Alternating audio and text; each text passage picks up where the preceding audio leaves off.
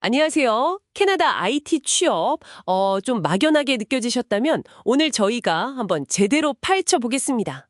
네, 안녕하세요. 저희가 받은 자료들을 보니까요, 캐나다 IT 분야로 가는 길이 크게 세 가지더라고요.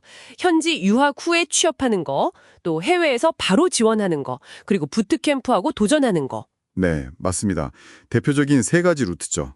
그래서 오늘 각 경로의 뭐랄까 현실적인 장단점 이런 걸 좀 명확하게 비교해서 여러분 상황에 맞는 길 찾는 데 도움을 드리는 게 목표입니다.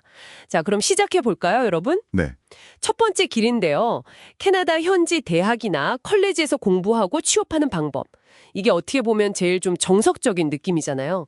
안정적으로 정착하기에 좋아 보이고요. 네, 그렇죠. 가장 큰 장점은 역시 졸업하면 최대 3년짜리 취업허가 PGWP라고 하죠.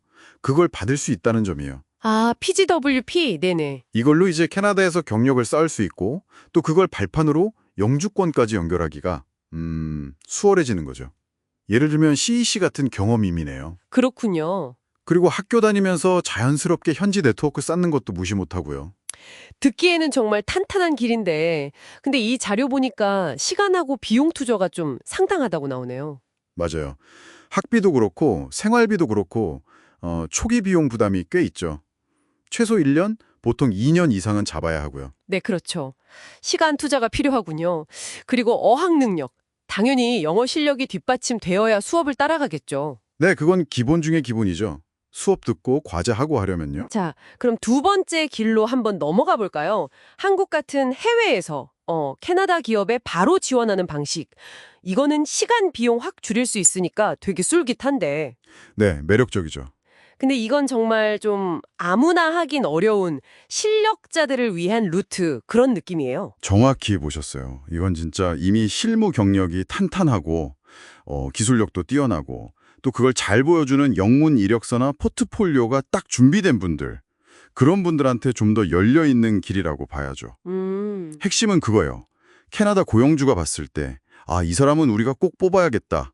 이런 생각이 들게 만들어야 하는 거죠. 네. 그래서 이제 LMIA라고 노동시장 영향 평가를 받거나 아니면 뭐 글로벌 탤런트 스트림 같은 그런 비자 스폰서십을 해줄 만한 가치가 있다.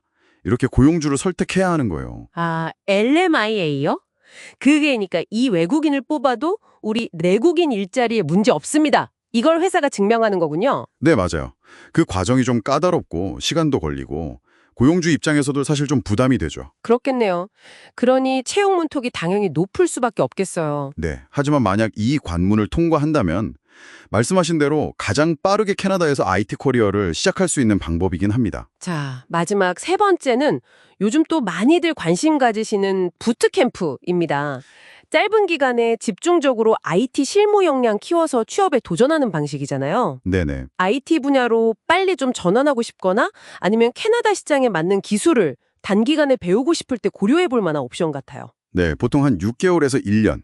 그 정도 기간 동안 실제 업무처럼 프로젝트를 막 돌려보면서 포트폴리오를 만드는 데 집중하죠. 실무 중심이군요. 그렇죠. 일부 부트캠프는 코어업이라고 현장 실습 기회를 주거나 아니면 자체적으로 취업 연계 프로그램을 운영하기도 하고요. 그래서 경력은 있는데 캐나다 학위나 현지 경험이 좀 부족하다. 이런 분들한테는 하나의 대안이 될 수 있어요. 하지만 이것도 좀 주의할 점이 명확해 보이는데요. 자료에도 나와 있지만 부트캠프 수료만으로는 경쟁이 좀 치열할 수 있고 결정적으로 이게 PGWP가 안 나오잖아요. 네, 그게 가장 큰 차이죠. 정규 교육기관이 아니니까요. 그러니까 졸업하고 바로 취업 비자를 받기가 현실적으로 어렵다는 뜻이네요. 코업 기회가 없으면 또 실무 경험 증명하기도 애매할 수 있겠고요. 맞습니다. 그런 부분들을 좀 잘 따져봐야 합니다. 자, 그럼 이 세 가지 길을 놓고 한번 최종적으로 정리를 해볼까요? 시간, 비용, 비자 문제, 또 장기적으로 영주권까지 생각했을 때 각자 장단점이 정말 뚜렷하네요. 그렇습니다. 그래서 여기서 진짜 중요한 건 정답은 없다는 거예요. 딱 한 가지 길이 모든 사람에게 맞는 건 아니거든요. 네. 여러분의 현재 상황, 그러니까 뭐 영어 실력 수준이라든지 경력이 얼마나 있는지, 캐나다 이민까지 생각하는지, 그리고 또 가장 현실적인 부분이죠. 가용 자금이 어느 정도인지. 이런 걸 다 종합적으로 보셔야 돼요. 그렇죠. 자기 상황 파악이 먼저군요. 네, 예를 들어서 나는 좀 안정적으로 영주권까지 확실하게 따고 싶다. 이게 최우선이다. 싶으면 시간과 비용이 좀 들더라도 유학 가서 PGWP를 받는 게 유리할 수 있고요. 네. 반대로 나는 이미 경력이 너무 좋고 실력도 자신 있다. 이러면 직접 지원으로 한번 빠르게 승부를 걸어볼 수도 있겠죠. 혹은 빠른 전환이 목표라면 부트캠프가 맞을 수도 있고요. 그렇죠.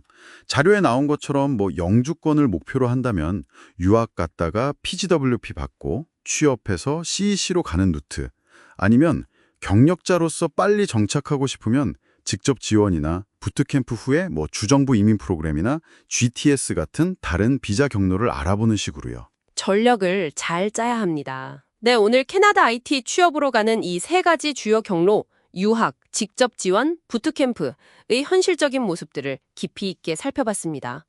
들어보니 각자 장단점이 명확해서 결국 어떤 길이 최선인지는 여러분 스스로의 상황과 목표에 대한 냉철한 판단에 달려 있겠네요. 맞습니다. 그리고 또 하나, 어떤 길을 선택하시든 변하지 않는 게 있어요. 바로 끊임없이 자기를 개발하고 네트워킹을 해야 한다는 겁니다. 특히 IT 분야는 변화가 워낙 빠르니까요. 그렇죠. 계속 배워야 하는 분야죠. 네. 그래서 마지막으로 여러분께 이런 질문을 한번 던져보고 싶습니다. 캐나다에서의 성공적인 커리어와 정착, 이러한 목표, 이걸 위해서 여러분은 이 변화무쌍한 환경에 얼마나 유연하게 적응하고 또 필요한 노력을 꾸준히 이어갈 준비가 되어 있으신가요?